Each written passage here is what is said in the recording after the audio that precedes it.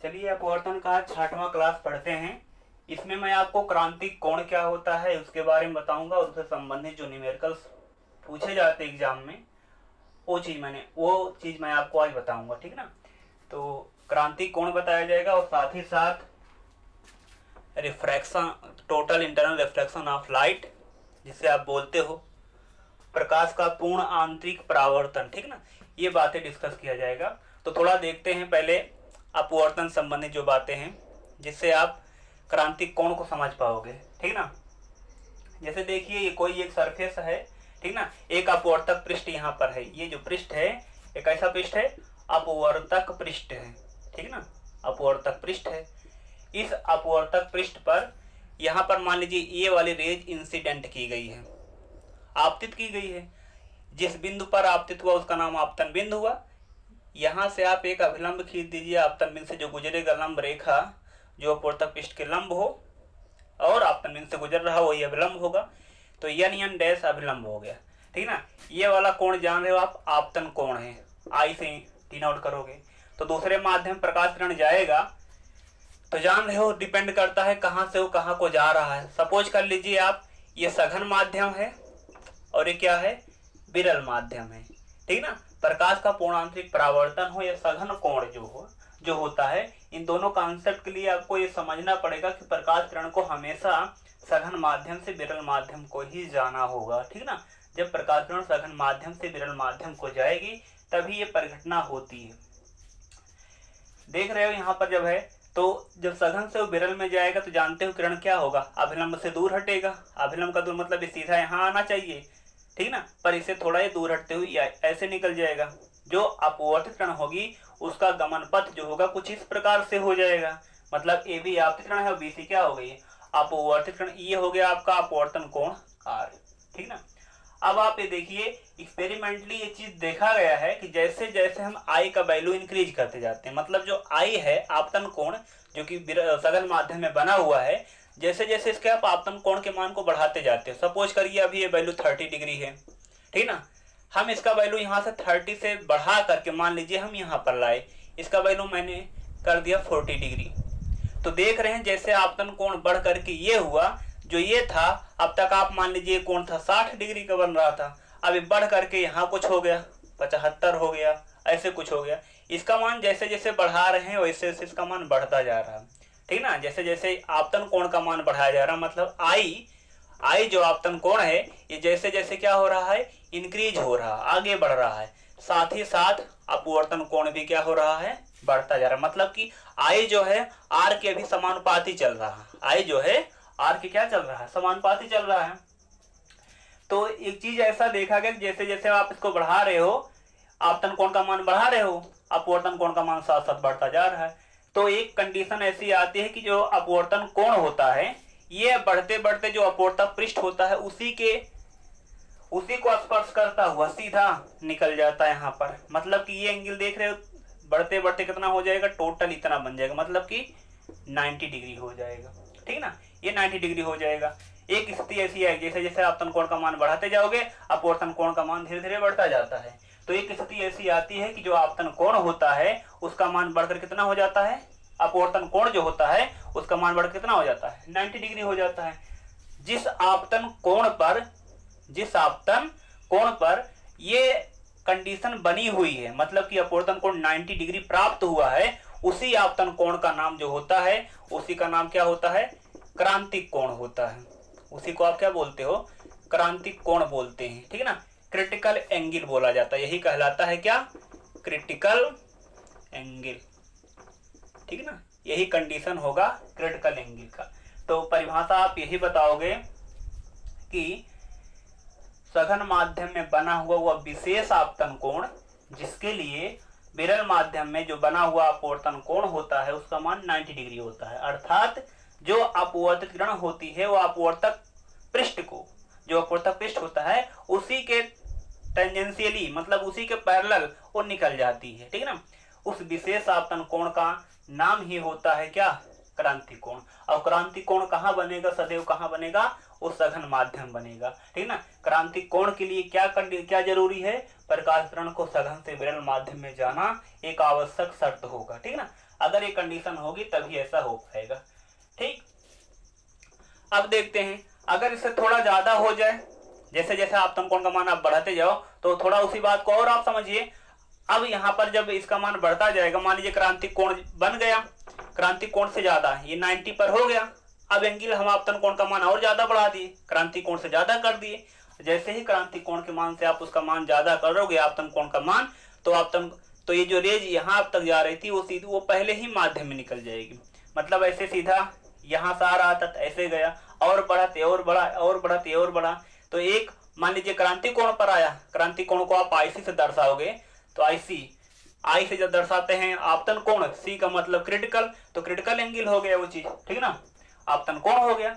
तो यहाँ पर जब तक IC एंगल है, जब तक I मतलब कि आपतन कोण क्रांतिक कोण के बराबर है, तब तक तो अपवर्तन कोण 90 रहेगा। लेकिन जैसे ही आपतन कोण का मान, आपतन कोण जो IC देख रहे हो, जैसे ही इसका मान, ठीक ना, जैसे ही आपतन कोण का मान जो होगा वो बड़ा हो जाएगा क्रांतिक कोण के मान से, तो प्रकाश किरण दूसरे माध्यम में जाएगी नहीं, सतह पर आई, यहाँ से टकराई और उसी माध्यम में रिफ्लेक्ट हो जाएगी, उसी माध्यम में वापस आ जाएगी। ये क्या है, पृष्ठ अपवर्तक होगा, परंतु अपवर्तन यहाँ पर नहीं होगा। लगभग प्रकाश की जितने भी रेज आ रही होती हैं 100% जो रहती हैं सब यहाँ पर क्या होती हैं, रिफ्लेक्ट हो जाती हैं, ठीक ना। लगभग सभी किरणें रिफ्लेक्ट हो जाती हैं, मतलब पहले माध्यम में ही आ जाती हैं, दूसरे माध्यम को जाती ही नहीं है, ठीक ना। इसी परिघटना का नाम क्या होता है, टोटल इंटरनल रिफ्लेक्शन। इसे क्या कहते हैं, टोटल इंटरनल रिफ्लेक्शन। इसी को बोला जाता है total internal reflection of light, total internal reflection of light, इसी को बोला जाएगा प्रकाश का पूर्णांतरिक परावर्तन। तो प्रकाश के पूर्णांतरिक परावर्तन के लिए जरूरी क्या होगा, आपतन कोण का मान क्रांतिक कोण के मान से बड़ा होना चाहिए। जो आपतन कोण बने, ठीक है ना, उसका मान क्या होना चाहिए, क्रिटिकल एंगल से बड़ा होना चाहिए। तब तो ये अगर ये कंडीशन रहेगा तभी टोटल इंटरनल रिफ्लेक्शन हो पाएगा, नहीं तो नहीं हो पाएगा, ठीक ना। ये चीज आपको याद रखना पड़ेगा, ये वाला पॉइंट। और इसमें क्या होगा, अगर क्रांतिक कोण बन रहा होगा तो क्रांतिक कोण बनने की स्थिति में क्या होगा, क्रांतिक कोण बनने की स्थिति में आपतन कोण जो होगा वो क्रांतिक कोण के बराबर होगा। मतलब कि अगर क्रांतिक की स्थिति है तो क्रांतिक कोण की स्थिति में यही होगा, I बराबर IC होगा, ठीक ना। अगर ऐसा नहीं होता है, I का मान जो होगा उससे छोटा होगा, क्रांतिक कोण के मान से छोटा होगा, जो भी अपवर्तक पृष्ठ होगा, ठीक है ना, जो भी अपवर्तक पृष्ठ होगा, जो भी माध्यम होगा, उस माध्यम के लिए जो क्रांतिक कोण का मान है, ठीक है ना, जो क्रांतिक कोण का मान है, अगर आपतन कोण उससे छोटा होगा, मतलब I जो होगा लोअर देन होगा किससे, जो क्रांतिक कोण होगा उससे। अगर क्रांतिक कोण से छोटा होगा तो याद रख लो प्रकाश पहले माध्यम से दूसरे माध्यम को जाएगी, ठीक ना। मतलब कि वो नॉर्मल चीज हो गई, जो चीज आप अभी तक पढ़े हुए हो, पहले माध्यम से दूसरे माध्यम प्रकाश से जो जा रही, चाहे ऐसे निकल जाए चाहे ऐसे निकल जाए, तब ये घटना होगी, ठीक ना। ये इसमें होगी, आपतन कोण जो तुम्हारा रहेगा वो क्रांतिक कोण के मान से छोटा रहेगा। जब तक छोटा रहेगा तब तक ये कंडीशन होगी, और जब क्रांतिक की स्थिति आ जाएगी उस समय जो होगा I जो होगा IC के बराबर हो जाएगा, और R जो होगा 90 डिग्री हो जाएगा, R जो हो जाएगा 90 डिग्री हो जाएगा।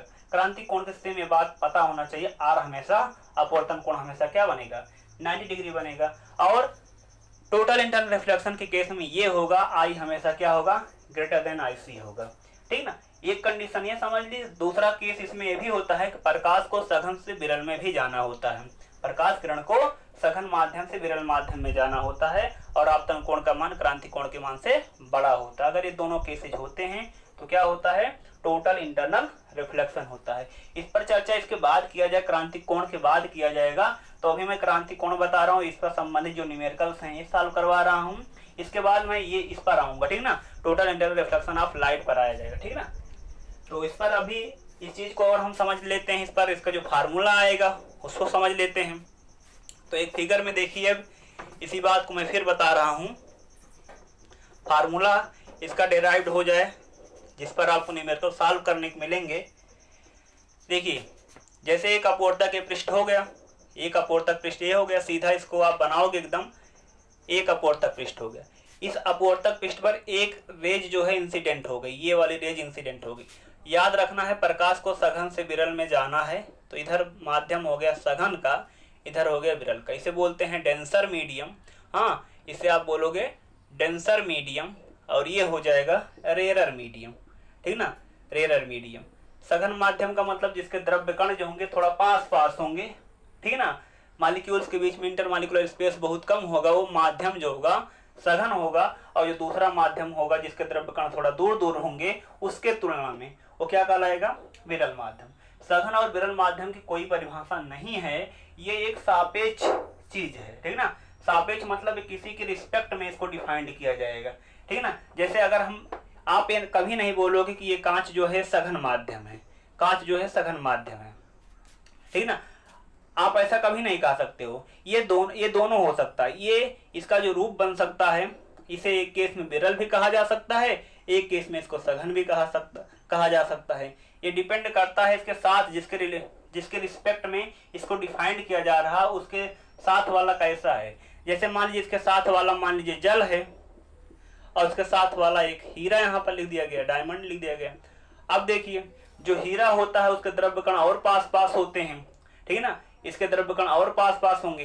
कांच वाले में थोड़ा ज्यादा दूर होते, ठोस ए भी है, पर इंटरमॉलिक्यूलर स्पेस अंतरा आणविक दूरी हीरे में बहुत कम होती है, उसके मॉलिक्यूल्स बहुत पास पास होते हैं कांच की तुलना में। जबकि जल एक द्रव है, इसके मॉलिक्यूल्स और ज्यादा दूर पर होते हैं, इनके बीच इंटरमॉलिक्यूलर स्पेस बहुत ज्यादा होता है। अब इसमें देखिए आप इसके द्रव्य कण, इन तीनों में अगर हम कंपेयर करें, इन दोनों को पहले हम देख लें, इसमें इसके द्रव्य कण इसके तुलना में पास पास हो गए, इसलिए इसमें ये सघन हो जाएगा, ये डेंसर मीडियम हो जाएगा, और ये क्या हो जाएगा, रेरर मीडियम हो जाएगा। पर अगर हम इन दोनों को लेकर चलते हैं, इन दोनों के रिस्पेक्ट में, जल के रिस्पेक्ट में कांच जो हो जाएगा वो सघन माध्यम, क्योंकि ठोस है, इसके द्रव्य कण इसके तुलना में थोड़ा पास है, तो ये डेंसर मीडियम बन जाएगा, और ये क्या बन जाएगा, रेरर मीडियम बन जाएगा।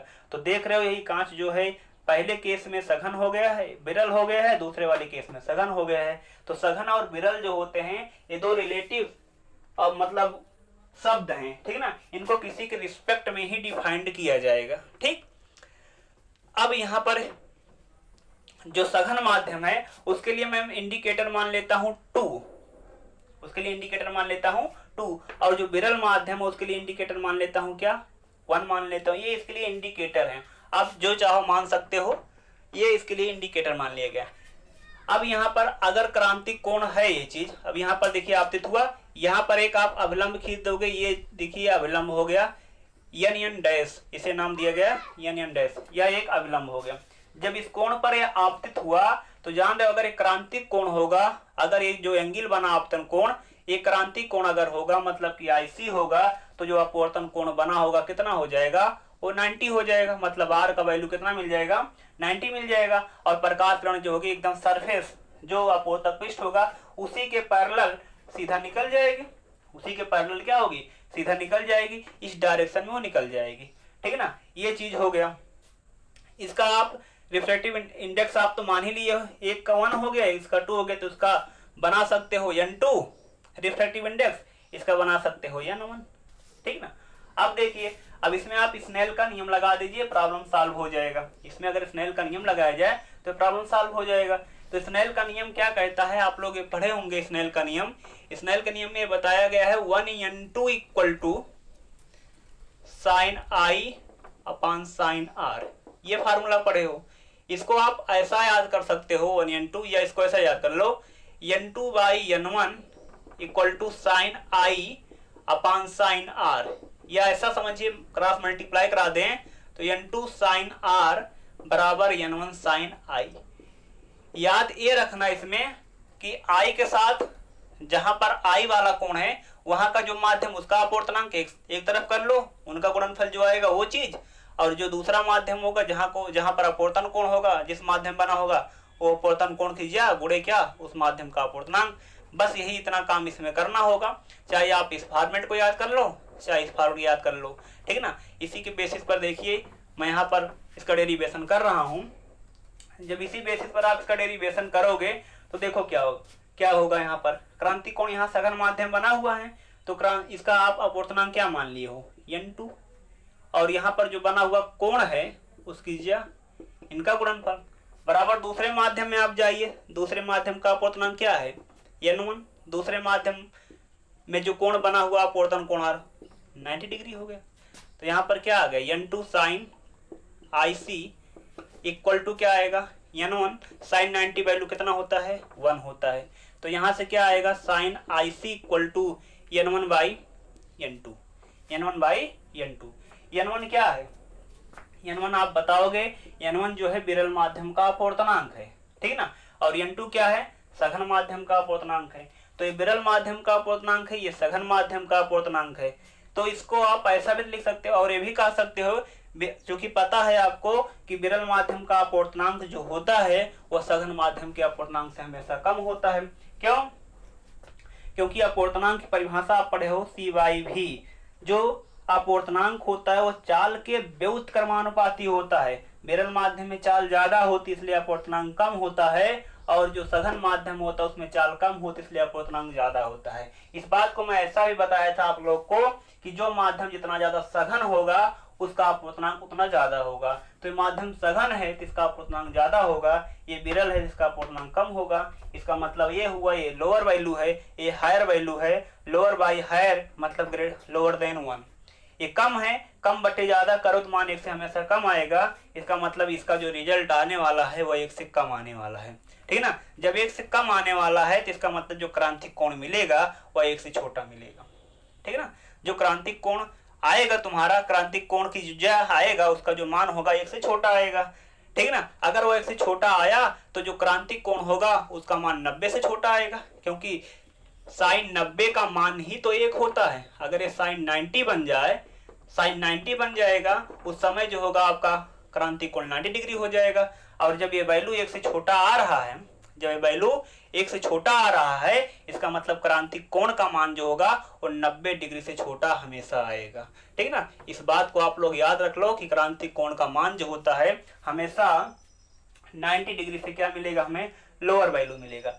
एक बात और, जब भी कोई फार्मूला लिखा जाता है, कोई भी फार्मूला जब लिखा जाएगा, जो उसका अपवर्तनांक लिखा जाता है वह अपवर्तनांक हमेशा विरल माध्यम के सापेक्ष सघन माध्यम का दर्शाया जाता है।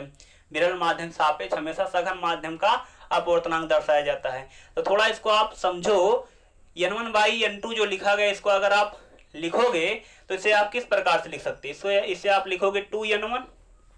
अगर सापेक्ष, ये तो निरपेक्ष अपवर्तनांक के पद में हो गया, ये फार्मूला ये जो लिखा गया क्या हो गया, सापेक्ष अपवर्तनांक के पदों में हो गया।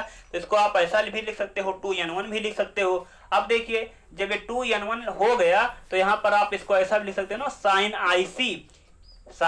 IC इक्वल टू क्या होगा, अगर ये 2n1 है, हम यहाँ जानते हैं, आपको बताया गया है प्रिंसिपल ऑफ रिवर्सिबिलिटी, उत्क्रमणिता का सिद्धांत आपको बताया गया। तो उस बेसिस पर लिखा जा सकता है जो 2n1 है, अगर 1 अपान करके लिखते हैं क्या लिखा जाएगा, लिखा जाएगा 1n2।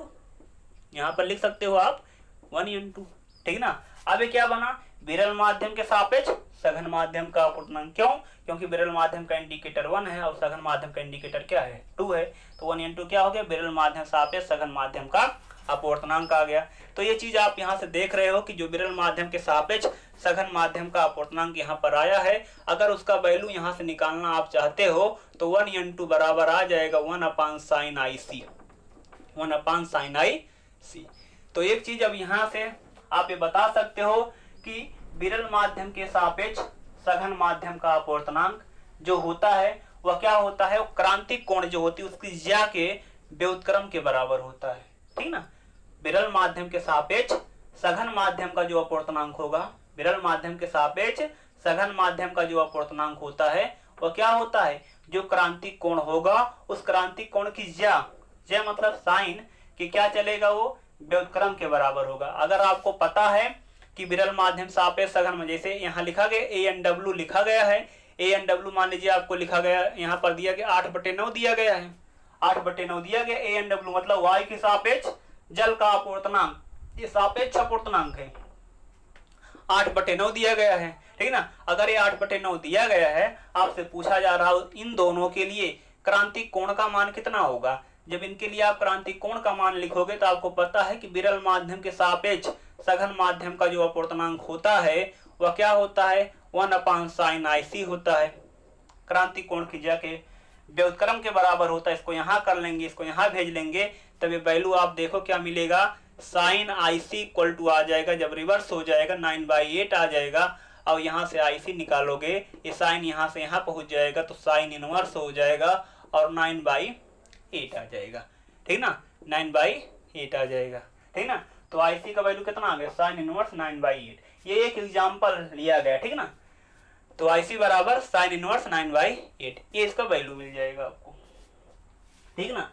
अब चलो इसी पर देख लेते हैं और कुछ न्यूमेरिकल्स जो हैं जो इसी फार्मूले पर आधारित होंगे, ठीक ना। केवल आपको ये पॉइंट याद रखना होगा और इसी पॉइंट के बेहद पर आप बहुत से न्यूमेरिकल इसमें सॉल्व करोगे और इस पर जो आधारित न्यूमेरिकल्स हैं आपके बोर्ड एग्जाम में पूछे भी जाते हैं, ठीक ना। तो ये पॉइंट आपका अच्छी तरह से क्लियर होना चाहिए।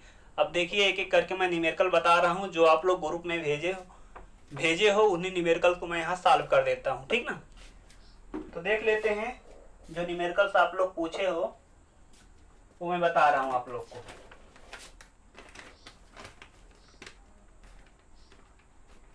जैसे एक क्वेश्चन ये पूछा गया किसी सघन माध्यम में क्रांतिक कोण, ठीक ना। ये कहा गया क्वेश्चन है एक सघन माध्यम, उस सघन माध्यम में जो क्रांतिक कोण है आईसी जो है, क्योंकि क्रांतिक कोण जानते हो सघन माध्यम में ही बनता है। तो यहाँ पर क्रांतिक कोण आईसी का मान लिखा गया है, कितना लिखा गया है, वो लिखा गया है tan इनवर्स 5/8 है, 5/7, ठीक ना।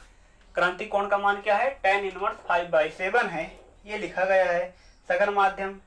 अब इसमें कहा है सघन माध्यम का अपवर्तनांक विरल माध्यम के सापेक्ष कितना होगा। ये मान लीजिए सघन माध्यम है जिसका अपवर्तनांक आप n2 लिखते हो और जो विरल माध्यम उसका अपवर्तनांक क्या लिखते हो, विरल के लिए इंडिकेटर 1, इसका अपवर्तनांक n1, इसके लिए सघन के लिए आप 2 मान लिए, इसका हो जाएगा n2, ठीक है ना। उससे कोई मतलब नहीं होता, वो आपको केवल समझना है बस। ये हो गया। यहाँ पर देखिए ये कहा गया क्रांतिक कोण का मान इतना दिया गया है, मतलब इतना दिया गया क्रांतिक कोण आईसी बराबर tan इनवर्स 5/7 लिखा गया। तो आप ऐसा करिए, क्योंकि आपको ये पता होगा कि विरल माध्यम के सापेक्ष जो सघन माध्यम का अपवर्तनांक होता है 1/sin IC होता है, ये चीज होता है विरल माध्यम सापेक्ष सघन माध्यम का अपवर्तनांक 1/sin IC के बराबर होगा। अगर आप यही सघन माध्यम के सापेक्ष निकालते हो 2n1 करते हो तो ये उल्टा हो जाएगा, मतलब इसको उल्टा कर दिए तो ये भी उल्टा हो जाएगा, मतलब ये sin IC हो जाएगा, ठीक ना। अब इसे क्या बोलोगे आप, इसे अब बोलोगे कि सघन माध्यम के सापेक्ष विरल माध्यम का अपवर्तनांक। यही आपका क्वेश्चन है किताब, इसमें एक क्वेश्चन में यही पूछा गया है कि सघन माध्यम का अपवर्तनांक विरल माध्यम के सापेक्ष पूछा गया ना, तो आपसे यही पूछा गया, ठीक ना। ये चीज नहीं पूछा गया, यही पूछा गया है कि सघन माध्यम का अपवर्तनांक, मतलब ये दूसरा है तो सघन माध्यम का अपवर्तनांक किसके सापेक्ष, विरल माध्यम के सापेक्ष ज्ञात कीजिए। तो आपसे 1n2 पूछा गया, ये नहीं पूछा गया, ठीक ना। जब आपसे यही पूछा गया है तो देखो इसका सलूशन कैसे निकलेगा। तो 1n2 equal to 1/sin IC। आपको क्या पता, आईसी पता है tan इनवर्स में, इसको आप इधर कर लेना तो ये आ जाएगा tan IC, क्या आ जाएगा tan IC, और ये आ गया कितना 5/7। अगर tan IC पता है तो sin IC निकाला ही जा सकता है। ये तो क्लास 9th में जो त्रिकोणमिति पढ़ते उसमें आपको बताया गया है ये चीज। ऐसे एक ट्रायंगल आप बना लीजिए, उसमें ये जान रहे हो ये क्या होता है, लंब लिखते हो और नीचे क्या लिखते हो, आधार। tan तो यही होता है, लंब और आधार। यहाँ पर मैं कोण ले लेता हूँ IC, कोण सामने भुजा लंब होती है 5 हो जाएगा, ये 7 हो जाएगा, ये लंब हो गया, ये आधार हो गया। समकोण की सामने भुजा हमेशा क्या कहलाती है, कर्ण कहलाती है। तो स्क्वायर रूट पाइथागोरस थ्योरम लगा दिया जाएगा। यहाँ पर 5 का वर्ग 25, 7 का वर्ग 49, सॉल्व कर लेंगे कितना हो जाएगा, 49 1 50 54 64 74 आ जाएगा। तो ये वैल्यू कितना आ जाएगा, 74 आ जाएगा, मतलब कर्ण का मान कितना आ जाएगा, √74 आ जाएगा। तो यहाँ बताइए आप sin IC कैसे निकालोगे। अगर tan IC इतना है तो यहाँ से आप sin IC अगर निकालते हो तो sin बराबर होता क्या है, sin क्या लिखते हो, लंब बटे कर्ण लिखते हो। और लंब कितना है, कोण सामने भुजा 5 हो गया, और कर्ण समकोण सामने भुजा √74 हो जाएगा, ठीक ना। तो 5/√74 लिखा जाएगा। तो यहाँ पर क्या लिखोगे, जो यहाँ लिखा जाएगा वो लिखा जाएगा 5/√74 लिखा जाएगा। ये वाला वैल्यू ऊपर आ जाएगा और 1n2 तक कितना आ जाएगा, ये चीज आप ऊपर लिखोगे तो √74 और डिवाइड बाई कितना आ जाएगा 5, ये आपका वैल्यू हो जाएगा, ठीक ना, √74/5। ये आंसर आपका रहेगा। अगर इसका अप्रॉक्सीमेट वैल्यू लेना चाहते हो तो अप्रॉक्सीमेट वैल्यू निकाला भी जा सकता है, ठीक ना। तो देख लीजिए इसका अप्रॉक्सीमेट वैल्यू कैसे निकाला जाएगा, आपको बताया भी गया है। तो पहले ये देख लीजिए जो रूट ऑफ 74 लिखा गया, 74 किस पूर्ण वर्ग संख्या के करीब है? इसके पहले एक संख्या होगी 64, इसके बाद एक संख्या होगी 81। कौन किसके ज्यादा क्लोज ये होगा? क्लोज ज्यादा होगा 81 के, तो आप 81 भी ले सकते हो या इसको भी ले सकते, कोई दिक्कत इसमें नहीं है। यहाँ पर अगर आप इसके करीब जाओ तो यहाँ 7 का डिफरेंस है, यहाँ 10 का डिफरेंस है, तो सन्निकट मान इसका निकाला जा सकता है। मैं मान लीजिए इसी 81 ले लेता हूँ। जो निकट संख्या लेते हैं उसका वर्गमूल ले लिया करो, 81 ले उसका वर्गमूल 9, प्लस अपनी संख्या लिख लिया करो 74, माइनस जो संख्या आप माने हो वो लिख लिया करो, बटे 2 गुणे जो माने हो संख्या उसका वर्गमूल जो निकला है उसको रख दिया करो। यहाँ पर 9, यहाँ पर आ जाएगा नेगेटिव, यहाँ पर आ जाएगा 7, यहाँ पर हो जाएगा 18, ठीक ना। अब इसको सॉल्व कर लेंगे, जो वैल्यू आ जाएगा वही आंसर हो जाएगा। जब इसको आप सॉल्व करोगे तो देखो इसको थोड़ा डिवाइड कर लेना होगा, तो यहाँ पर डिवाइड मैं यहाँ कर दे रहा हूँ।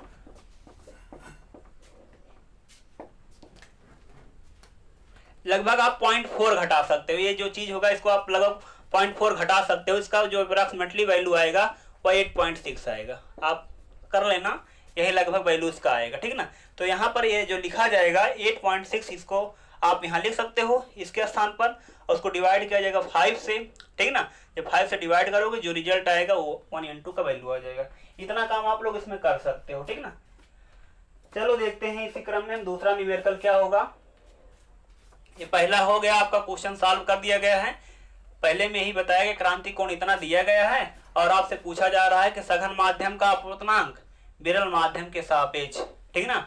जो ये कहा है सघन माध्यम का अपवर्तनांक विरल माध्यम के सापेक्ष, इसी को ऐसा भी कह सकते हो विरल माध्यम के सापेक्ष सघन माध्यम का अपवर्तनांक। बातें वही है, केवल दूसरे रूप में कहा गया है, ठीक ना। ये पहला न्यूमेरिकल सॉल्व हो गया है। अब देखते हैं दूसरा न्यूमेरिकल क्या है। दूसरा न्यूमेरिकल जो आप लोग पूछे हो उसमें ये क्वेश्चन पूछा गया है कि एक प्रकाश किरण निर्वात से अपवर्तनांक किरण वाले माध्यम में जाती है।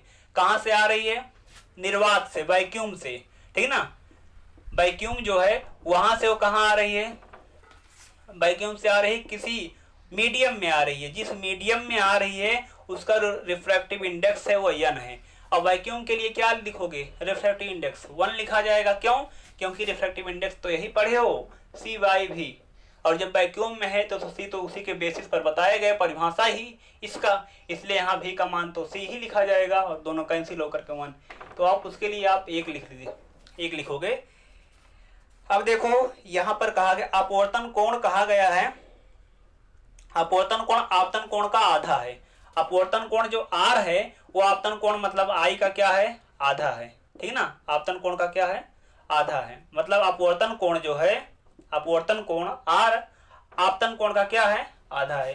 तो R बराबर क्या लिखोगे? I/2, या ऐसा भी लिख सकते हो I बराबर क्या लिख सकते हो? 2R। ये कंडीशन आपको दे दिया गया है, ठीक ना। ये चीजें दिया गया है। आपसे पूछा जा रहा है आपतन कोण का मान क्या होगा। आपतन कोण का मान आपसे पूछा गया, I का वैल्यू आपसे फाइंड आउट करने के लिए कह रहा है, ठीक ना। क्वेश्चन तो समझ में आ गया होगा कि मतलब प्रकाश किरण जो है निर्वात से n अपवर्तनांक के एक माध्यम में आती है। हाँ, n अपवर्तनांक के एक माध्यम में आती है। आपसे आपतन कोण का मान पूछ रहा है और ये भी दिया है कि जो अपवर्तन कोण है वह आपतन कोण का आधा है। R बराबर जो है I/2 है, वहीं से भी बन गया I बराबर 2R। तो देखते हैं इसका सोल्यूशन क्या होगा। इसका सोल्यूशन मैं यहाँ निकाल रहा हूँ। तो देखिए सोल्यूशन इसका निकालने के लिए बस आप स्नेल का नियम लगाइए। तो यहाँ लिख देना यूजिंग स्नेल्स लॉ। हाँ, using Snell's law. Snell law को आप यहाँ पर यूज कर रहे हो। स्नेल लॉ ये कहता है कि जो आप लोग ये पढ़ते हो 1/2 बराबर, अभी मैंने आपको बताया कि sine I upon sine R। इसका एक फॉर्मूला, सिंपल सा फॉर्मूला ये याद रख लो। प्रकाश कहाँ से आ रही है? जहां से आ रही है उसका रिफ्रैक्टिव इंडेक्स कितना है? 1, ठीक है ना। जहां से आ रही है उसका रिफ्रैक्टिव इंडेक्स मल्टीप्लाई वहां पर जो एंगल बना है एंगल ऑफ इंसिडेंस, ये चीज बराबर जहां को आ रही है उसका रिफ्रैक्टिव इंडेक्स जो होगा उसे आप 2 मान लेना दूसरे का, और वहां पर जो कोण बना होगा उसे हम R मान लेते हैं, ठीक है ना। वहां पर क्योंकि दूसरे माध्यम जा रहे था, अपवर्तन हो जा रहा है उसका, तो n2 sin R हो जाएगा। अब यहाँ पर n2 जो दूसरे माध्यम में आ रही है उसका अपवर्तनांक और साइन R लिखा गया है। तो यहाँ पर देखिए और बातें कुछ यहाँ पर दिया गया है। हाँ, ये चीज हो गया। अब यहाँ पर अगर वैल्यूज रखोगे जिस माध्यम में आ रहे उसका अपवर्तनांक केवल n बताया गया है, तो यहाँ पर निर्वात से इसलिए 1, वहां पर जो बनेगा एंगल, जैसे समझिए ये वाला पार्ट निर्वात का हो गया है, ये वाला पार्ट निर्वात का हो गया है, और ये वाला पार्ट जो हो गया किसी माध्यम का हो गया है। जो माध्यम है उस माध्यम का अपवर्तनांक n है। ऐसे आएगी रेज, यहाँ पर अपवर्तक पृष्ठ पड़ेगा, यहाँ पर आएगी तब यहाँ पर क्या होगा, अभिलंब की ओर झुकेगी, ऐसे पहुंच गई यहाँ पर। क्योंकि निर्वात के रिस्पेक्ट में जो माध्यम होगा वो सघन ही होगा, वहां द्रव्य होता नहीं है, तो कण ही नहीं है वहां पर, यहाँ पर है तो इसकी ओर झुकेगा थोड़ा। जब इतना आ गया, अब बताइए आप जब इस माध्यम में पहुंच जाएगा तो यहाँ पर आपतन कोण तो ये बन गया, ये चीज, ठीक ना। इसका अपवर्तनांक n1 मान लेना और इसका अपवर्तनांक n2 हो गया। जहां से आ रही है उसका अपवर्तनांक निर्वात है तो 1 हो जाएगा, वहां का आपतन कोण एक तरफ बराबर यहाँ पर जहां को जा रहे उसका अपवर्तनांक, और वहां पर जो अपवर्तन कोण बना उसके ज्या कर देना, ठीक ना। यही अगर सॉल्व करोगे उसी का एक फॉर्मेट ये होता है, ठीक ना। तो यहाँ पर आ जाएगा साइन आई बराबर n साइन आर, और ये बताया गया, अब इसको आप लिख सकते हो कि जो आई है यहाँ लिख दिया गया n साइन आर लिखा गया, और बताया गया है क्वेश्चन में कहा गया कि जो आर है वो आपतन कोण का आधा है। आर जो है आपतन कोण का क्या है, आधा है, और आपसे आपतन कोण ही पूछा इसलिए हम आर को आई में कन्वर्ट कर लेंगे, ठीक ना। तो आर के स्थान पर क्या लिख सकते हो, I/2 लिख सकते हो, तो यहाँ पर I/2 लिख दिया जाएगा। अब देखो एक फार्मूला आपने त्रिकोणमिति में पढ़ा होगा, साइन थीटा या साइन 2 थीटा बराबर पढ़े हो 2 sine theta into cos theta, ये पढ़े हो। देख रहे हो कि अगर यहाँ जितना कोण है उसका आधा कोण यहाँ और यहाँ आ रहे हैं, उसी पर बेसिस पर अगर आप इसको देखते हो कि साइन थीटा हो जाए तो दो तो कांस्टेंट हो तो रहेगा ही, जितना एंगल होता है उसका आधा आधा कोण आता है, यहाँ पर कास थीटा बाई 2 हो जाएगा, ये होता है। उसी बेसिस पर उसी फार्मूले के बिहेव पर अगर आप इस प्रॉब्लम को देखोगे तो ये कैसा हो जाएगा, यहाँ लिखोगे 2 और यहाँ लिखा जाएगा साइन I/2 और इंटू में क्या लिखा जाएगा कास I/2 बराबर यहाँ पर n साइन I/2 हो जाएगा। ये साइन I/2 ये साइन I/2 कैंसिल हो जाएगा, यहाँ पर क्या बचा 2 कास I/2 इक्वल टू n आ गया। हमसे पूछा गया आपतन कोण I पूछा गया है, इसलिए यहाँ का 2 अगर हम यहाँ से हटाएं तो यहाँ पहुंच जाएगा। और यहाँ पर देखो क्या करोगे, यहाँ वाला कास आप यहाँ से हटाकर यहाँ कर सकते हो, तो I/2 बराबर ये यहाँ से यहाँ पहुंचत क्या हो जाएगा कास इनवर्स, इधर कास उधर इनवर्स n/2 आ जाएगा। अब देखिए यहाँ का 2 गुणा भाग है, उधर जाकर क्या हो जाएगा गुणा हो जाएगा, तो यहाँ से अगर आप I निकाल लोगे तो यहाँ पर 2 आ जाएगा, यही आपतन कोण का मान हो जाएगा, ठीक ना। तो आपतन कोण का मान कितना हो जाएगा I बराबर 2 कास इनवर्स n/2, ठीक ना। इतना आपका ये क्वेश्चन हो जाए, ये इसी जो आप क्वेश्चन पूछे हो उसका ये सलूशन हो गया, ठीक ना। अब चलो इसी क्रम में देख लेते हैं अगला क्वेश्चन जो आप लोग पूछे हो। कोई भी प्रॉब्लम होगी तो आप बैक करके इसको देख सकते हो। अगर इसके बाद भी आपको नहीं समझ में आता है तो आप कमेंट बॉक्स में इसका अपना रीजन बता सकते हो, या आप फिर से ग्रुप में मैसेज कर सकते हो, मैं इसको पुनः आपको बता दूंगा दूसरे मेथड से, तब बता दिया जाएगा। फिलहाल ये बहुत सिंपल सा क्वेश्चन था, आप लोग सॉल्व कर लोगे, ठीक ना। अब एक क्वेश्चन और इसमें देखिए, जो क्वेश्चन आप लोग ये पूछे हो कि y के 500 नैनोमीटर तरंगदैर्घ्य का प्रकाश पुंज, वायु के 500 नैनोमीटर तरंगदैर्घ्य का, देखो यहाँ पर वायु के जो कहा गया, इसका मतलब कि जो प्रकाश है जब वो वायु में है, ठीक है ना, तब उसकी जो वेवलेंथ दी गई हो 500 नैनोमीटर है। 500 नैनोमीटर दिया गया ना, 500 नैनोमीटर लिखा गया, या नियम नैनोमीटर हो गया, नैनोमीटर इतना दिया गया है। अगर नैनोमीटर को आप मीटर में कन्वर्ट करना चाहोगे तो यहाँ पर क्या करोगे 10⁻9 से गुणा करा देना और ये मीटर में आ जाएगा। तो इसको हम यहाँ लिख दे रहे हैं 500 गुणे 10⁻9, ये आ जाएगा मीटर में, ठीक ना। जब ये मीटर में आ गया तो इतना चीज आप लिख सकते हैं, इसको हटाकर पावर 7 भी कर सकते हो, फिलहाल उससे कोई मैटर उसका नहीं होगा।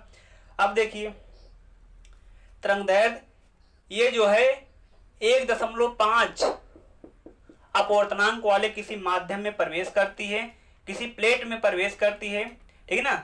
जिस प्लेट में प्रवेश करती है वो कांच बताया गया है, उसमें उसकी चाल पूछ रहा है, चाल पूछा जा रहा आपसे क्या होगा, और आवृत्त पूछा जा रहा क्या होगा, आवृत्त पूछा जा रहा क्या होगा, और तरंगदैर्घ्य, तीनों चीज आपसे पूछा जा रहा है।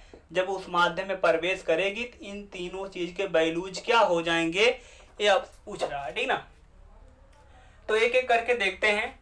आपको एक बात बताया गया है कि y के सापेक्ष ये जो अपवर्तनांक लिखा गया है ग्लास का लिखा गया, y के सापेक्ष जो ग्लास होता है, कांच होता है, उसका अपवर्तनांक लिखा गया। और आपको एक बात बताया गया है ANG बराबर आपको क्या बताया गया है, इसका वैल्यू बताया गया NG/N, या फिर आप लोग ये भी पढ़े होंगे V1/V2, ठीक ना। V1/V2 मतलब पहले माध्यम में चाल बटे दूसरे माध्यम में चाल, ठीक ना, ये बताया गया है। लेकिन यहाँ चाल तो दिया नहीं गया है, तो आपको तरंग दैर्ध्य भी इसी में बताया गया था।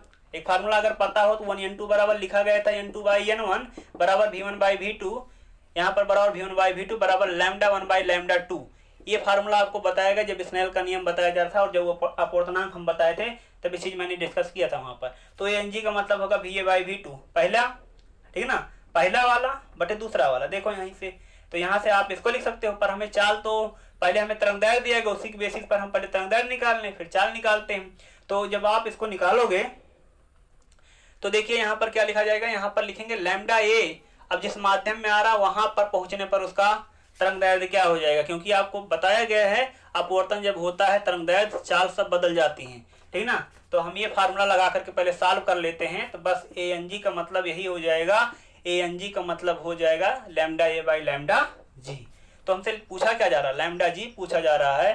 तो λg इक्वल टू क्या, λA divide by ANG। λA का मतलब 500 नैनोमीटर, अगर नैनोमीटर में है तो नैनोमीटर में आंसर आएगा, ठीक है ना। डिवाइड बाई ANG कितना है, 1.5 है। 1.5 जो लिखा गया इसी को आप 3/2 भी लिख सकते हो, तो मैं यहाँ पर लिख दे रहा हूँ 3/2। 2 पहुंच जाएगा ऊपर तो 1000/3 हो जाएगा। तो λA का मान कितना आ जाएगा, λg जो हो जाएगा, λg कितना हो जाएगा 1000/3। 1000/3 का मतलब 1000 को जब 3 से भाग कराओगे 133.33 आएगा। तो इसे लिख सकते हो 133.33 नैनोमीटर, ठीक ना।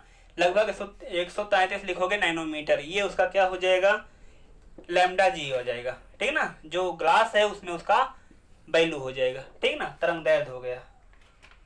ये पहला प्रॉब्लम हो गया। अब उसी माध्यम में उसकी चाल पूछी जा रही है। जब उसी माध्यम में चाल पूछी जा रही है तो सीधा अपवर्तनांक की परिभाषा लगा दीजिए और आप उसको सीधा वहीं से सॉल्व कर सकते हो। तो देखते हैं उसकी परिभाषा, आप उसमें लगाइए और इसका आंसर मिल जाएगा आपको। तो देखिए अभी आपको मैंने बताया ANG बराबर क्या लिखते हो, ANG बराबर लिखे थे V1/V2, या मतलब पहले माध्यम में चाल बटे दूसरे माध्यम में चाल। तो यही जब ग्लास में पहुंचा तब चाल पूछा जा रहा। अगर ये निकालोगे VG, तो VG बराबर क्या होगा, VA डिवाइड बाई ANG होगा।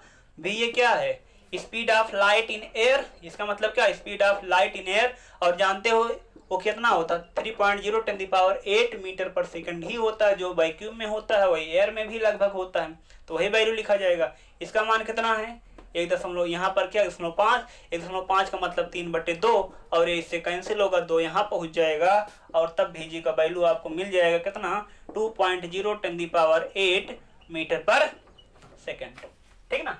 ये इसका जवाब हो जाएगा। जो चाल पूछा गया है, चाल तो इतना हो जाएगा, ठीक ना, चाल इतना हो जाएगा। और तरंगदैर्ध्य जो पूछा गया है, तरंगदैर्ध्य का जवाब पहले निकाल दिया गया, 333.33 नैनोमीटर आ गया। अब बात है फ्रीक्वेंसी की, आवृत्ति की। अगर आप आवृत्ति निकालते हो, आवृत्ति जानते हो तो अपवर्तन जब होता है वही एक फैक्टर होता है। आवृत्ति जो फ्रीक्वेंसी होती वही नहीं चेंज होती ना, फ्रीक्वेंसी जो होती है तो चेंज होती नहीं है। तो चाहे आप पहले माध्यम में निकाल लेना चाहे दूसरे माध्यम निकाल लेना, दोनों केसेज में इसका वैल्यू सेम आएगा। स्पीड चेंज होती है, तरंगदैर्ध्य वेवलेंथ चेंज होती है, इंटेंसिटी लाइट की जो तीव्रता होती है, प्रकाश की तीव्रता वो भी चेंज होती है। केवल फ्रीक्वेंसी पर कोई इफेक्ट नहीं पड़ता है। तो अगर हम इसकी फ्रीक्वेंसी निकाल लें तो एक फार्मूला आपने पढ़ा होगा और मैंने बताया भी था, तरंग के लिए फार्मूला हमेशा लागू किया जाएगा, V = F लैम्डा। F मतलब उसकी फ्रीक्वेंसी, ठीक है ना, जो लाइट होगी, जो वेव होगी उसकी फ्रीक्वेंसी जो होगी। अगर हमें फ्रीक्वेंसी निकालना है तो V/λ कर देना होगा। भी अगर हम इस पहले माध्यम में निकाल लें, दूसरे माध्यम से निकाल लें, दोनों से वैल्यू जिसके सेम आएंगे। तो भी पहले माध्यम में चाल, अगर हम एयर के बेसिस पर निकालते हैं तो एयर में चाल यहाँ पर कितना 3.0 और 10⁻⁸ कितना 8 हो जाएगा। यूनिट कितना मीटर पर सेकंड हो जाएगा। लैम्डा जो तरंगदैर्ध्य दिया गया है, जो तरंगदैर्ध्य दिया गया है पहले माध्यम में तरंगदैर्ध्य कितना दिया गया है, 500 नैनोमीटर दिया गया है। कितना है, 500 नैनोमीटर लिखा गया है। तो यहाँ पर लिखोगे आप 500 नैनोमीटर को अगर आप मीटर में कन्वर्ट कर देते हो 10⁻⁹। अब ये मीटर में होगा। क्यों मीटर में कन्वर्ट की? क्योंकि मीटर में है वे कैंसिल आउट हो जाएगा, पर सेकेंड को ही हर्ज बोला जाता है और आ जाएगा वो चीज। अब इसे लिखोगे आप, इसको थोड़ा सॉल्व कर लेना होगा। तो ये लिखा जाएगा 3/5 में लिख लेता हूँ, दर्शाते हैं यहाँ पर -7 होगा, ऊपर आएगा तो +7 हो जाएगा, ठीक है ना। यहाँ पर -7 बचा, ऊपर आया +7 हो जाएगा, यहाँ पर 7 8 7 15 हो जाएगा, इतना पर सेकंड हो जाएगा, ठीक है ना, इतना आ गया। 3/5 का मतलब 0.6 आ जाएगा, और 10 द पावर यहाँ पर कितना हो गया 15 पर सेकंड लिखो, या फिर हर्ज लिख सकते हो, ठीक ना। या फिर इसी को 6.0 और 10 द पावर कितना लिखा जा सकता है 14 हर्ज लिखा जा सकता है। ये क्या हो जाएगी फ्रीक्वेंसी हो जाएगी। ये जो वैल्यू आ गए क्या आएगा फ्रीक्वेंसी का वैल्यू हो जाएगा, ठीक है ना। यही चीज आप दूसरे मीडियम में अगर निकालते तब भी हो जाता, यही वैल्यू तब भी वहां पर भी आपको मिल सकता है। तो आप दूसरे मीडियम में अगर निकालते हो, दूसरे माध्यम में चाल देख लेना, दूसरे माध्यम में चाल कितना, दूसरे माध्यम तरंगदैर्घ्य कितना, तो दूसरे माध्यम में फ्रीक्वेंसी जो आएगी उसका वैल्यू यही आएगा। क्योंकि अपवर्तन के केस में जानते हो फ्रीक्वेंसी प्रभावित तो होती नहीं है, इसलिए वैल्यू यही आएगा वहां पर भी, ठीक है ना। तो ये प्रॉब्लम सॉल्व हुआ। अब देखते हैं अगला प्रॉब्लम जो आप लोग पूछे हो।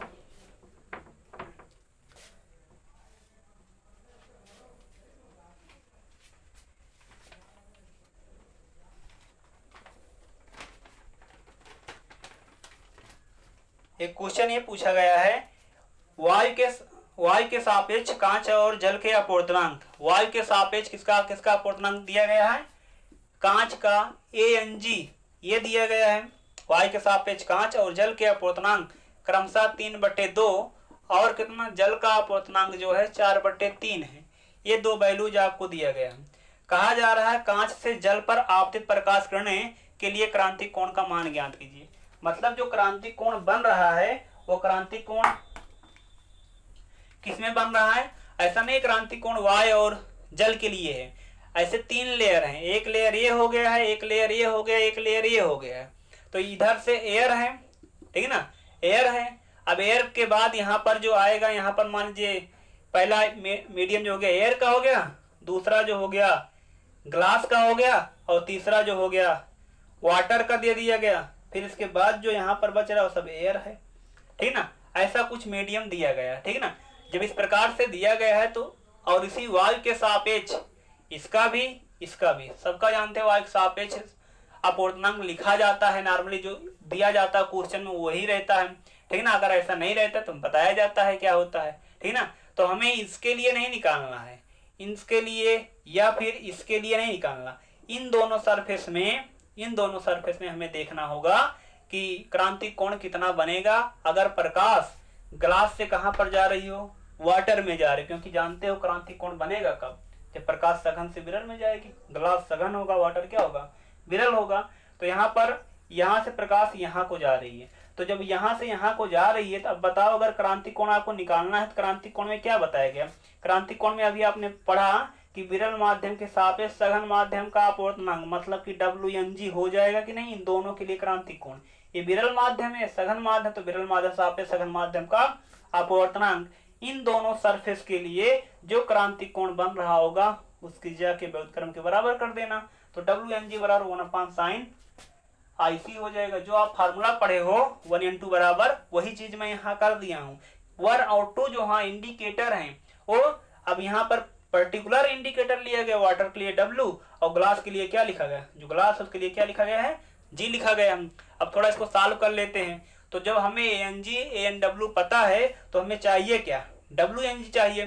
तो WNG क्या होता है, देखो WNG बराबर जानते हो ANG अपान क्या होता है ANW होता है। लास्ट जो है उसका एयर के रिस्पेक्ट में, जो पहले है उसका एयर के रिस्पेक्ट में, दोनों का रेशियो रिजल्ट कहलाएगा WNG। तो ये वैल्यू कितना है 3/2 है, और ये वैल्यू कितना है 4/3 है। 4/3 ये ऊपर पहुंचते 9/8 आ जाएगा, ये आ जाएगा 9/8। तो WNG का मान कितना आ गया 9/8। अब यहाँ पर लिखोगे जो आपने फार्मूला पढ़ा है कि WNG बराबर हो जाएगा इन दोनों सरफेस के लिए जो क्रांतिक कोण होगा उसके उसी फार्मूले के बेसिस पर यहाँ पर इतना आ जाएगा। अब क्रांतिक कोण निकालना था, हम इसको यहाँ करेंगे और लिखेंगे क्या sin IC = 1/WNG। 1/WNG का मान कितना 9/8 ये पहुंच गया यहाँ पर, तो कितना हो जाएगा 8/9 हो जाएगा। तो साइन IC इक्वल टू आ जाएगा 8/9। अब यहाँ से देखो IC अगर निकालते हो, IC अगर आप निकालोगे इधर साइन, तो इधर आएगा साइन इनवर्स हो जाएगा, तो साइन इनवर्स हो जाएगा और कितना बन गया 8/9 आ गया। ये आपका आंसर हो जाएगा। IC का जो मान आएगा साइन इनवर्स 8/9, मतलब कि 90 से कम इसका वैल्यू बनेगा, ठीक है ना। इसका जो वैल्यू आएगा वो 90 से कम ही आएगा। चलो इसके बाद और देख लेते हैं, जो दूसरा और न्यूमेरिकल्स आप लोग पूछे हैं उसको भी मैं बता देता हूं यहाँ पर।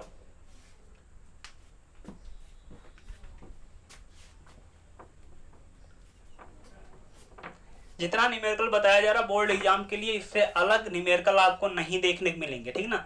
इसी टाइप के न्यूमेरिकल्स आपसे पूछे जाएंगे। इसमें और जो न्यूमेरिकल्स आपके बुक में हैं आप उसकी प्रैक्टिस करिए।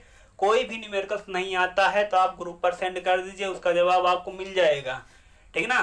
लेकिन मुझे उम्मीद है जितना मैं बता दे रहा हूँ आप लोग अगर इतना सही से पढ़ लेते हो तो कोई न्यूमेरिकल ऐसा है जो ना लगा पाओ, ठीक ना। तो चलो देखते हैं क्या नाम है, कुछ न्यूमेरिकल्स और पढ़ लेते हैं हम यहाँ पर। अब यहाँ पर मैं आपको कुछ क्वेश्चन दे रहा हूँ जो कंसेप्चुअल हैं, कंसेप्ट पर बेस्ड न्यूमेरिकल हैं। इसको थोड़ा समझते हैं। यहाँ पर जैसे कि क्वेश्चन ये दिया गया है,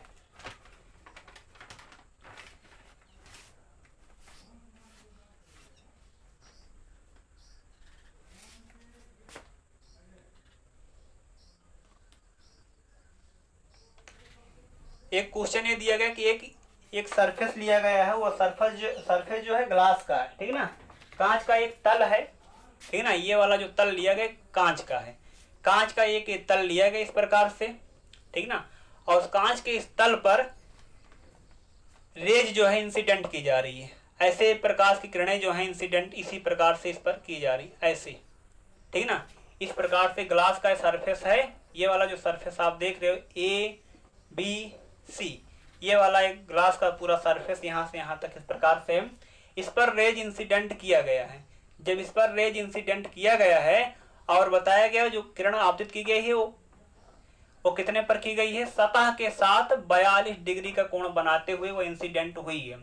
जबकि एक चीज और दिया गया है, जो ग्लास है उस ग्लास के लिए, ग्लास का सरफेस है और उस ग्लास के लिए जो क्या नाम है क्रांतिक कोण का मान जो दिया गया है, वो क्रांतिक कोण का मान लिखा गया कितना है 42 डिग्री है, ठीक ना। इसके लिए क्रांतिक कोण का मान कितना दिया गया है 42 डिग्री दिया गया है। आपसे पूछा जा रहा है जो किरण ऐसे आपतित की गई है बताइए लास्ट में उसका गमन पथ कैसे रहेगा, या इसके गमन पथ का निरूपण कीजिए। जो ऐसे डाली गई किरण है क्या वो ऐसे चली जाएगी या रिफ्लेक्ट होगी, इधर कहीं आएगी या इधर कहीं निकल जाएगी, कहाँ को जाएगी, अगर इसे ऐसे टकरा रही है तो कहाँ को जाएगी, उसका गमन पथ आपको दर्शाना होगा, ठीक है ना। तो गमन पथ कैसे आप दर्शाओगे, थोड़ा देखिए इस चीज को। ये चीज हो गया 42 पर इंसिडेंट हुआ है, ये सतह हो गया। जब ये सतह पर 42 पर मतलब इंसिडेंट हो रहा है तो आपको बताया गया है कि जो आपतन कोण देखा जाता है वो हमेशा जिस सतह पर आपतित होता है उसके परपेंडिकुलर आप पहले एक अभिलंब खींचोगे, n डैश हो गया, ठीक है ना, ये अभिलंब हो गया। और जो आपतन कोण होता है वह अभिलंब और आपतित किरण के बीच का कोण होता है, मतलब कि ये वाला कोण आपका आपतन कोण होगा, ठीक है ना। ये अभिलंब हुआ, ये आपतित किरण हुआ। ये पूरा एंगल जान रहे हो, अभिलंब सतह पर लंब होता है, ये अभिलंब है, ये सतह पर लंब है तो पूरा 90 बनेगा। उसमें से एक टुकड़ा 42 का अगर हो गया है तो बचा हुआ 48 का होगा। बचा हुआ कितने का होगा 48 का होगा। जब बचा हुआ 48 का होगा, आपतन कोण का मान क्या है देख रहे हो, आपतन कोण का मान आपका 42 डिग्री है। जो आपतन कोण है आई वो कितना है 48 डिग्री का है। जो आपतन कोण है वह उस ग्लास के लिए जो क्रांतिक कोण है 42 अंश उससे क्या है बड़ा है। और जब आपतन कोण का मान जो होता है क्रांतिक कोण के मान से बड़ा होता है, मैंने आपको बताया कि टोटल इंटरनल रिफ्लेक्शन होता है, ठीक ना। टोटल इंटरनल रिफ्लेक्शन होता मतलब प्रकाश का पूर्ण आंतरिक परावर्तन, मतलब प्रकाश किरणें दूसरे माध्यम को नहीं जाती बल्कि उसी माध्यम में क्या होती हैं रिफ्लेक्ट हो जाती हैं। जब परावर्तन होगा तो इसका मतलब उसमें परावर्तन का नियम भी लगेगा, जितना आपतन कोण होगा उतना परावर्तन कोण भी होगा। अगर 48 पर गई इसका मतलब वो उधर नहीं जाएगी बल्कि वो 48 पर क्या हो जाएगी बैक हो जाएगी, ठीक ना। 48 पर क्या रिफ्लेक्ट हो जाएगी, तो यहाँ पर मैं लिख दे रहा हूँ 48 पर रिफ्लेक्ट होकर के रेज कुछ ऐसे निकल जाएगी। यहाँ पर सरफेस को मैं थोड़ा बढ़ा रहा हूँ, ये इतने पर निकल जाएगी, ठीक ना। इस प्रकार से 48 पर ये निकल भी गया। तो ये आपतित किरण हो गया, ये क्या हो गया, परावर्तित किरण, उसी माध्यम में परावर्तित। ये कोण भी कितना बन जाएगा, 48 का बन जाएगा। तो ऐसे आप इसको सीधा लेकर यहाँ तक आइए, यहाँ तक आप सीधा लेकर आइए। अब आप ये बताओ, ये वाली रेज आकर के अपवर्तक पृष्ठ जो आपका ABC यहाँ पर दिया गया है उसके इस पॉइंट पर आ गई, यहाँ पर आ गई है। तो अगर इस सरफेस BC के लिए हम देखें तो जो परावर्तित किरण यहाँ पर है, ये वाली से मान लेते हैं P है, ये Q है, ये जो R, ठीक ना, जो R पर आकर पहुंच रही है, ये QR रेज जो है इस वाले सरफेस BC के लिए क्या होगी, आपतित किरण होगी। इधर देख रहे हैं इस सरफेस AB के लिए तो परावर्तित किरण होगी। यहाँ पर आकर के इंसिडेंट हो रहा। अब इस सरफेस के लिए जब आपतित किरण हो गई है तो थोड़ा यहाँ से देखो कहाँ जाएगी, क्या इधर जाएगी, इधर और इधर ये सब एयर है, ठीक ना, इधर और इधर ये सब क्या है, एयर है, वायु उपस्थित है। तो हमें गमन पथ दिखाना, तो अभी तक तो हम यहाँ पर इतना बना पाए, 48 यहाँ तो 48 यहाँ, ठीक ना, क्योंकि आपतन कोण देख रहे हैं 48 है और क्रांति कोण ग्लास के लिए कितना दिया गया है, 42 डिग्री दिया गया है। जब आई जो होगा IC से ग्रेटर होगा तो यहाँ पर क्या होगा, टोटल इंटरनल रिफ्लेक्शन होगा, टोटल इंटरनल रिफ्लेक्शन होगा। जब होगा तो रेज ऐसे आएगी, यहाँ पर पहुंची। अब देख लेते हैं कितने एंगल पर, यहाँ पर हम अभिलंब खींचेंगे तो सतह ये हो गया, तो अभिलंब यहाँ पर ऐसे हो जाएगा, यहाँ पर यम डैश में मान लेता हूँ, यहाँ पर क्या हो गया, अभिलंब हो गया। तो चीज मैं यहाँ दर्शा रहा हूँ, आप चाहे दर्शाइएगा या नहीं, सीधा ऐसे आप बस समझ सकते हो। अब ये देखिए, ये जान रहे हो अभिलंब है पूरा 90 बनाएगा तो उसमें से 48 है, बचा हुआ कितना, 42 हुआ।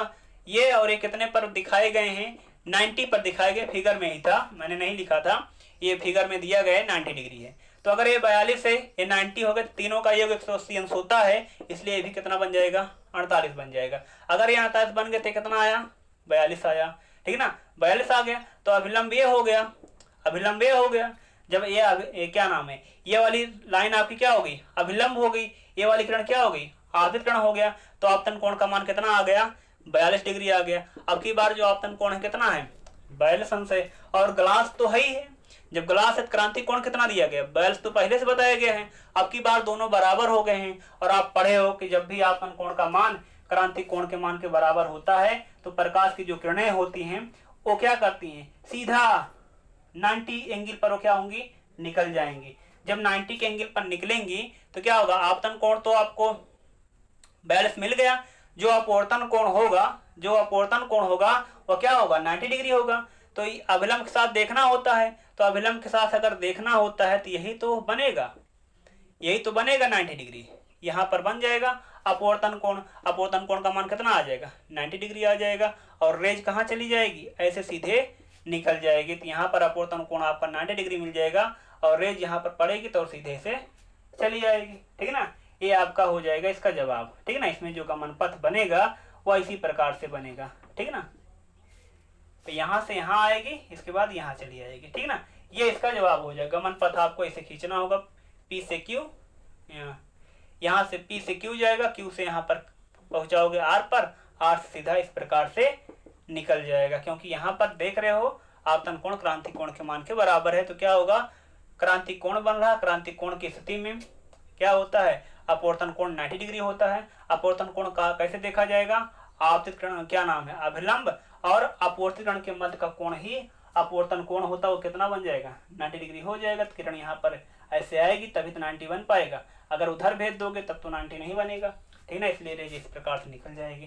तो इसका किरण आरेख हो गया ना, ठीक ना, रे डायग्राम। इस फिगर का जो क्वेश्चन दिया गया उसका जवाब यही हो गया, ठीक। तो चलो एक क्वेश्चन और देख लेते हैं, इसी के साथ मैं वीडियो समाप्त करूंगा। एक क्वेश्चन और देख लेते हैं, इसी कॉन्सेप्ट पर बेस्ड है। इस पर हो सकता है आपका कॉन्सेप्ट क्लियर ना हुआ हो, तो एक और देख लीजिए, जो कमी होगी उसकी पूर्ति हो जाएगी, ठीक ना। तो देख लीजिए, एक क्वेश्चन है। क्वेश्चन में ये बताया गया है, ग्लास का एक सरफेस यहाँ पर इस प्रकार से है, ABC, ठीक ना। एक ग्लास का सरफेस है, और जो ग्लास है इसके लिए हर एक अपवर्तक पृष्ठ के लिए क्रांति कोण डेफिनेट होता है, निश्चित होता है कितना है। तो इसके लिए क्रांति कोण बताया गया कितना है, 42 डिग्री दिया गया है, ठीक ना। इस पर एक रेज जैसे आपतित की जा रही है, लंबवत लंबवत आपतित की जा रही है, ठीक ना। इस सतह पर अपवर्तक पृष्ठ हैं सब, ABC चाहे AB चाहे AC चाहे BC, सब अपवर्तक पृष्ठ हैं। इस पर एक रेज इस प्रकार से इंसिडेंट की गई है, और ये बताया गया ये वाला कोण जो है 45 डिग्री का है, ये 45 का है, और ये 90 का एंगल दिया गया।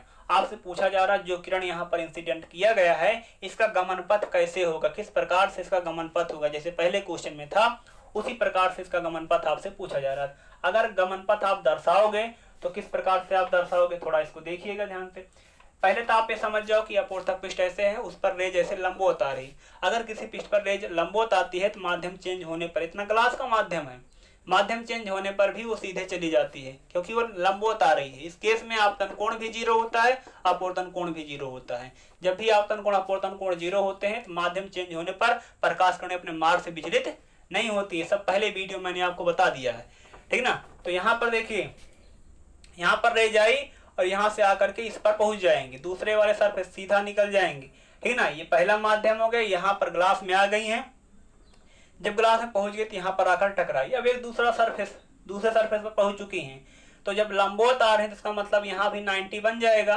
90 यहाँ तो यहाँ 45, 90 यहाँ, इसका मतलब 45 बनेगा, तभी तीनों का सम 180 आएगा, ठीक ना। अब जब यहाँ पर पहुंच गई हैं, इस सरफेस पर पहुंची हैं, तब यहाँ देखिए इस सरफेस AC के लिए, अगर इस सरफेस आप AC के लिए देखते हो, ये आपका पृष्ठ जो हो गया ये अपवर्तक पृष्ठ AC हो जाएगा और यहाँ पर एक लंबवत रेखा खींचोगे और यही लंबवत रेखा क्या कहलाएगी, अभिलंब कहलाएगी। तो जो सतह पर, जिस सतह पर किरण आपके थोड़ा उसके लंब जो होगा वही अभिलंब होगा। तो यहाँ पर किरण ये जो आपका ये दर्शाया गया है m डैश, ये नॉर्मल हो जाएगा। जब ये नॉर्मल हो गया, बताओ रेज कहाँ जाएगी, किधर को निकलेगी। देखते हैं, अगर ये 45 बना, ये अभिलंब है जानते हो, इधर भी पूरा 90, इधर भी पूरा 90, 45 है, इसका मतलब बचा हुआ पार्ट भी कितना होगा, 45 होगा। तो यहाँ पर एंगल कितना हो गया, 45 हो गया। जब एंगल 45 हो गया तो मतलब साफ है कि सतह पर किरणें जो हैं 45 पर आपतित हो रही हैं। कितने पर आपतित हो रही हैं, 45 पर। जबकि क्रांति कोण का मान कितना दिया गया, 42 दिया गया।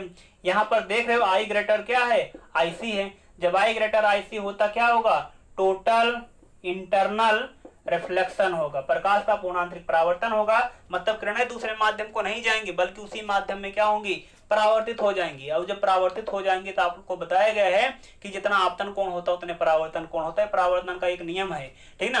तो यहाँ पर आप 45 पर अगर इंसिडेंट किए हो तो 45 पर क्या हो जाएंगी, नीचे भी आएंगी। जब 45 पर आएंगे तो पूरा एंगल जान रहे 90 है, तो बीचों बीच से आएंगी रेज, ठीक ना, बीचों बीच से ऐसे किरणें आएंगी, ठीक।